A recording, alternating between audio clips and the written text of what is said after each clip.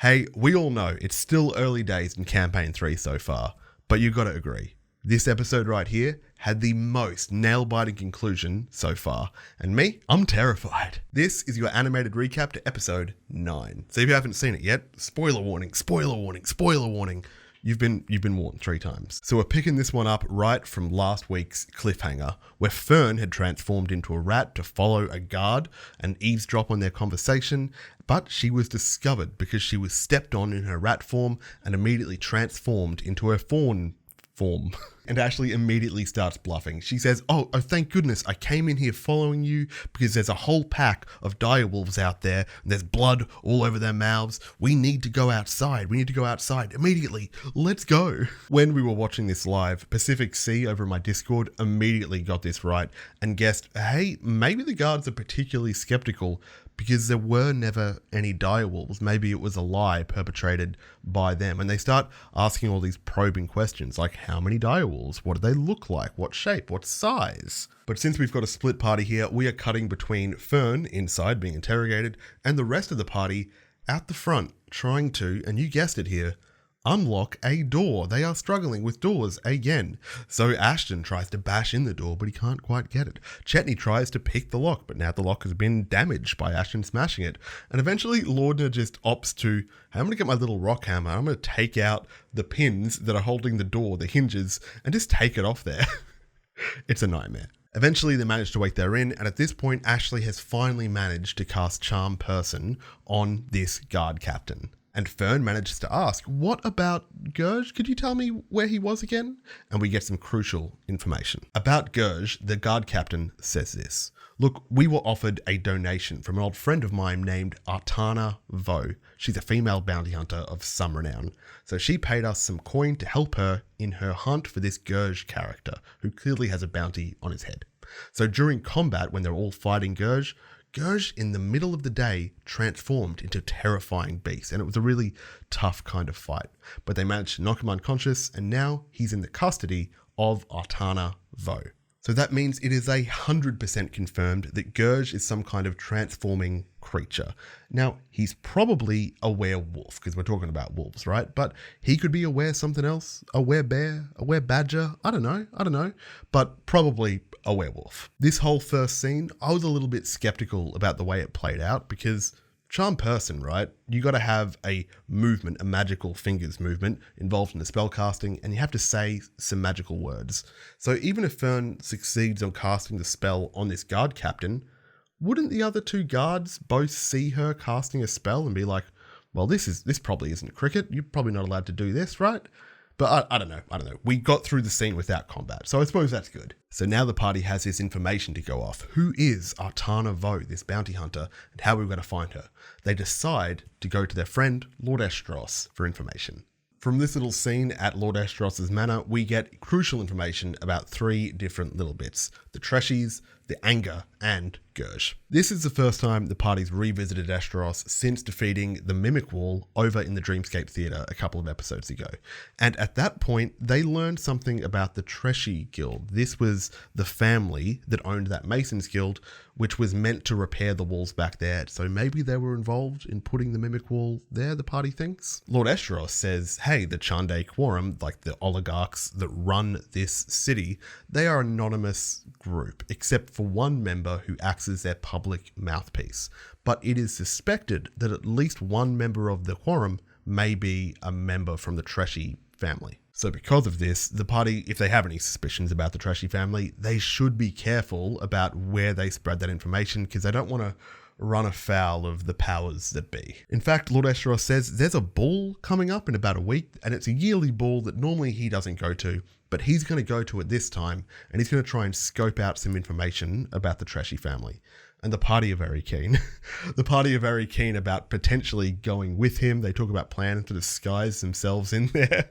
It's very cute, and I do hope we get a dress-up montage and a ball scene. So fun. Next, we learn a little bit more about the Anger, because Lord Estros says to Aurum, hey, House Luminous, who are the people the anger was, bodyguarding, they have agreed that you can go meet with them, right? So you've just got to set a date and we can work that out. Then the party asks about Gurge and this Artana Vo bounty hunter. And what's strange here is that Gurge is actually a little bit known to Lord Esteros. He's a wild man hunter who lives on the outskirts of town. Now the people below, they think pretty highly of him, but the city folk, they steer clear. Lord Esteros doesn't know the location of Artana the bounty hunter, but he does know her sister. And her sister's name is, reads notes, Prio Medali, who runs a pub off in some other part of the town called the Soot and Swill. So the next goal is going to be to go to the Soot and Swill and talk to this person's sister. On the way there, there's this weird interaction where Chetney just talks extendedly for an extended period about woodworking for some reason. And Aurum wants to know, hey, Chetney, what's the progress of the toys that you promised you would make for us? And Chetney gets kind of mad. He fires up and says, hey, don't be so impatient. I don't know. It's silly. It's cute. It's fun. And since we're about to approach a bounty hunter, the party are a little bit concerned about the fact that Dorian looks a lot like his brother, and his brother has a $20,000 gold piece bounty on his head. So they're saying, hey, Dorian, should you maybe disguise yourself so you don't get kind of roped into this situation? And Dorian's saying, yeah, hey, that's a pretty good idea, Chetney. Maybe I should disguise myself. And Chetney says, we could maim you. In the end, Dorian doesn't disguise himself though, just goes in like his beautiful blue boy self. So the party arrives at the Soot and Swill, which is where they were heading to meet Prio, the proprietor. Fresh Cut Grass just approaches Prio and directly asks about her sister Artana. But this lady says, hey, we're not related. I don't really know her. Look, we've got different names. She's Artana Vo and I'm Prio Medali. But the whole time, Fresh Cut Grass has a pretty good passive insight and notice that this bartender is constantly eyes flicking towards the kitchen in the same way that my eyes kind of constantly flick towards my script. So how are they going to get into the kitchen to find out what's going on in there? Of course, now they have a rogue in the party, Chetney, and he's taken a feat that lets him turn invisible. I'm pretty sure it's a feat. I don't think it's a class feature. So he turns invisible and sneaks into the kitchen. And in there, he finds an ogre chef. Ogres are like big, kind of monstrous creatures, but, civilized, just a little bit dopey. And in there, he also finds a secret door which is placed behind a kind of what would you call one of those like rolling benches that you'd find in a kitchen? It's not a lazy Susan, just a trolley. I don't even think it has a name. Then he creeps back to the party like a mongoose. And what's kind of fun about this bit is that when Travis was describing what he saw in the kitchen back to the rest of the party, I think he kind of got confused and forgot that the secret door was behind a trolley because he started describing a secret door behind a bookshelf.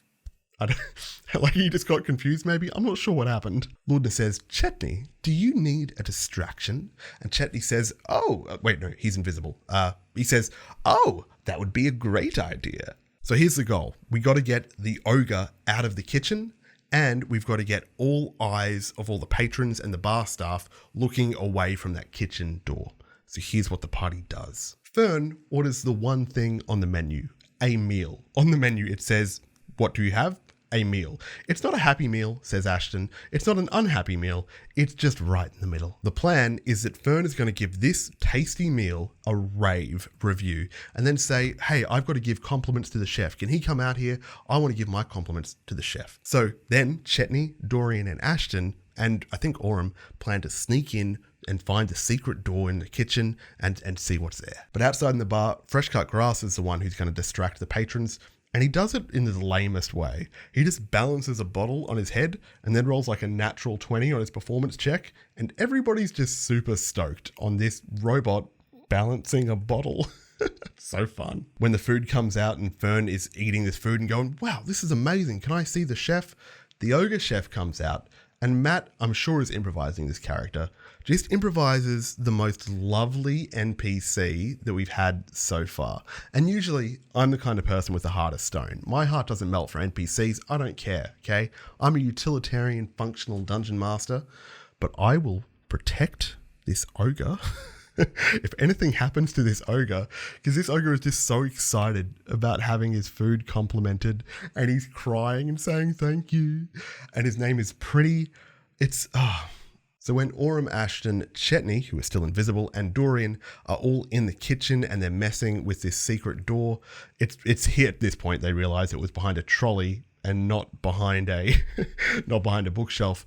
Aurum pushes the trolley out of the way. They mess with the door. It still takes them 3 attempts to get it open, and they barely get it open. And inside they find a kind of halfway house, like a little shelter with a cot, and there's a woman in there, half orc, half elf, with a heavy crossbow pointed towards them. And this interesting little point right here is where the cast take their break. And you know the rules, they take a break, we take a break. Mate, I would love for you to please swing by my Discord, matthewperkins.net/Discord. Because over here is where we have live watch parties every week. If you try and watch it live on Twitch and try and chat in the Twitch chat, there is too much going on, you know, it goes a mile a minute. There are so many emotes and people gifting subs. I can't keep up with it personally. But over on my Discord, there's only like 20 people chatting. It's much more manageable to keep up with what's happening. You can share your memes, you know, you can share your theories. I don't know. It's just kind of an intimate, fun experience. And I would love to see you there. It's good fun. So down here, Atana is clearly laying low. There's supplies, there's a cot, and she's got the crossbow, and she's hiding out, right? And it's pretty tense in here. Aurum gets shot at one point, and they're trying to talk her down, but it never really de-escalates from a hostile situation. But they do manage to have a pretty tense conversation. They ask about Gerge and what Atana did with this bounty. She says, "I was told that he was a threat when he entered the city. Wildman Gerge has returned to the city streets, oh no.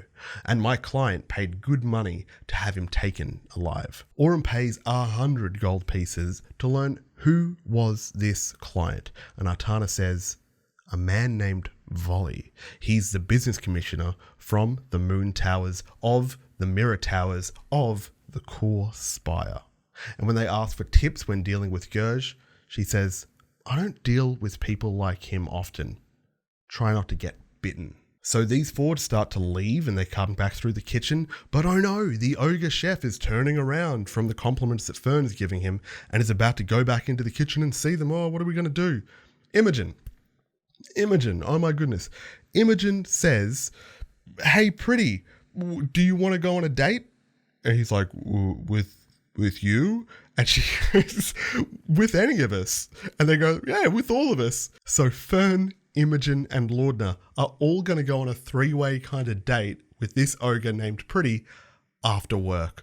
I'm so excited. So now the party has a solid lead. They know that the commissioner, the business commissioner in the Moon Tower, is the person that put the bounty on Gerge, and that is probably where he's being held, right? And then later they've also got this date that the girls have to go on. So there's time before the date, so they decide to go to the Mirror Tower and learn a little bit about what's going on. Imogen tries to bluff some information from the guards here, but she rolls very low, and all she can learn is which of the 4 Mirror Towers is the Moon Tower. So it's very late business hours at the moment, and the party decides the best way to get in to see the commissioner is to go to Lord Estros and get a letter of recommendation. And this will kind of give them the clout they need to get inside. So the party treks up to the Moon Tower to meet this commissioner, this business commissioner, with this letter of introduction.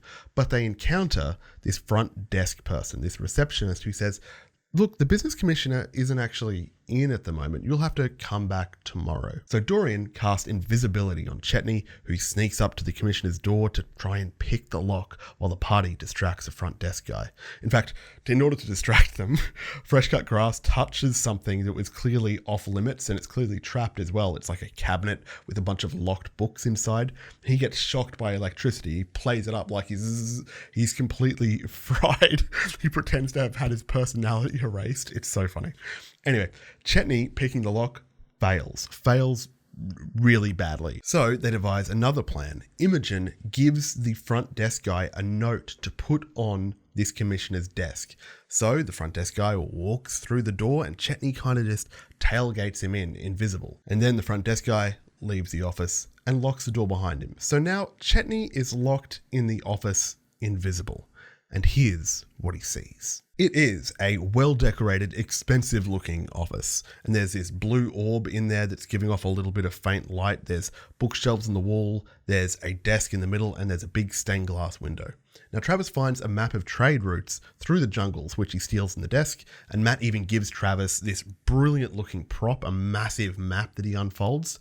It looks beautiful. And Chetney also finds this thin, leather-bound book that seems to be some kind of trade ledger, but there's one entry in the book that really stands out. It says, one item is requested by Nightmare King. Bring alive. Nightmare King. Okay, cool. He also finds heaps of money, like 100 platinum, and then a sack full of more gold that's undisclosed, I guess. But most interestingly, he finds a secret door behind the bookshelf. He works out the mechanism to open it in the desk. He presses the button, it opens up, and the mind link that Imogen and Chetney have starts to fade because that spell's running out of time, and they lose contact. It's now radio silence. And Chetney decides, hey, I was here to find the wild man. He's presumably down there. I'm going to go down and listen. He goes in alone and he hears some voices. I'm going to read verbatim what they say. Our patron is pushing for legislation in the coming weeks, so whatever you plot must be quickened. Your dullard mind fails to grasp the beautiful pattern I've already created across this city. Ira, I'm serious. Let's get this over with so that I never have to deal with your cruel arrogance again. Finish your work and be gone from my life. After hearing that exchange, Chetney hears footsteps coming up the staircase and he panics. Chetney goes, oh my goodness, I got to get out of this office. He runs to the door to try it. But if you recall, it is locked. He tries to pick it from the inside, but it was already tough to pick from the outside. He rolls low and this person is about to enter the room. Even though Chetney's invisible, it's still terrifying. He runs into a corner, invisible, and hides there. Just tries to not move, be very still, make himself very small. This half-elf character walks up from the secret passage and sits down at his desk. This is clearly the commissioner they'd come to see. And he sighs. He closes the door behind him. But then he looks around, suspicious. Like, what's going on here? He looks down at the spot where presumably his map might have been that Chetney had just stolen. And he stands up quickly and he moves to the wall where there's a sword hanging off, like an ornamental sword. He pulls out this saber, he draws it and he starts walking slowly around the room, just taking random swings at the air, presumably suspicious that there might be an invisible person in the room. Matt asks Travis, hey, where are you in the room? Travis says, I am in the corner. I am here. This character's getting closer and closer to Chetney. Travis is visibly stressed out at the table, like he seems kind of worried. And when this character gets close to Chetney, Travis goes, I run, I bolt. And Matt kind of laughs. I don't think Matt was expecting this to happen. I think Matt might have been trying to fake him out, but Chetney bolts. Travis, where do you go? Travis says, I jump on whatever bit of furniture, like couch or cabinet, is in front of the stained glass window, and I just barrel through. Glass explodes outwards, and Chetney falls to the ground. It doesn't seem to be a massive fall because he lands okay. It's bolting down rain out there, and he just legs it. That's where the episode finishes. Thank you so much for watching this recap. Leave a comment down below with what you thought of the episode, and remember to like the video. And if you want to watch the episode live the next time that it comes out in a week, then head over to matthewperkins.net/Discord. Thank you very much to all my patrons down here. And remember, I don't know, I'm a YouTuber. I meant to say do things at this point, but do whatever you want. You know, have a nice time. I love you in a romantic way. I'll see you later. Bye.